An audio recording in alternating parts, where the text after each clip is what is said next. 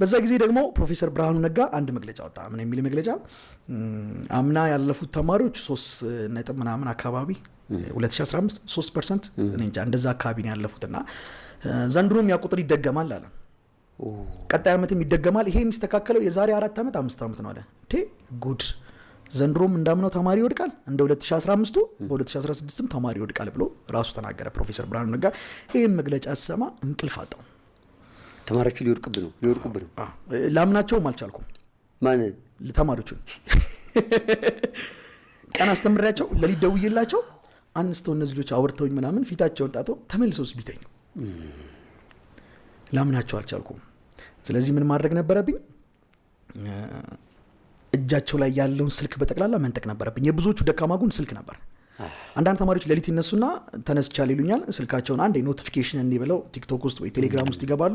በዛው የሚነጋባቸው ተማሪዎች አሉ እና ጠዋት መጥተው ደግሞ እያለቀሱ ይነግሩኛል ትናንትና አላጠናሁም ቲቸር እንደዚህ እያሉና ስለዚህ ምን ማድረግ ነበረብን? የእነዚህን ተማሪዎች ስልክ መሰብሰብ ነበረብን። ወላጆችን ጠራው፣ ስብሰባ ጠራው። ከወላጆች ጋር ስብሰባ አወራው፣ ተስማማው። የሁሉንም ተማሪ ስልክ ተቀበልኩኝ። ስልክ አልሰጥ የሚል ተማሪ እኛ ጋር አይማርም። ስልካቸውን በጠቅላላ እኛ ጋር አስቀመጡ።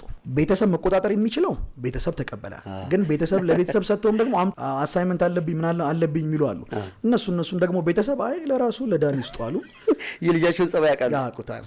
ተቀብዬ እነሱን ስልክ አስቀመጥኩኝ ማለት ነው። ስንት ጊዜ ቀርቷቸው ነበር ለማትሪክ? ያኔ 5 ወር 6 ወር አካባቢ ቀርቷቸዋል ገና።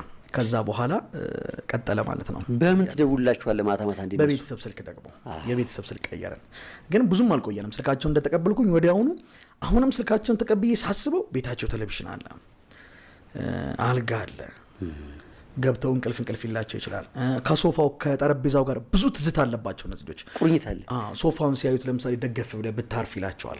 አልጋውን ሲያዩት እስኪ አረፍ ብትል፣ ቴሌቪዥኑን ሲያዩት እስኪ ትንሽ ፊልም ለምን አታይም? ፈተና አሁንም አላማረኝም።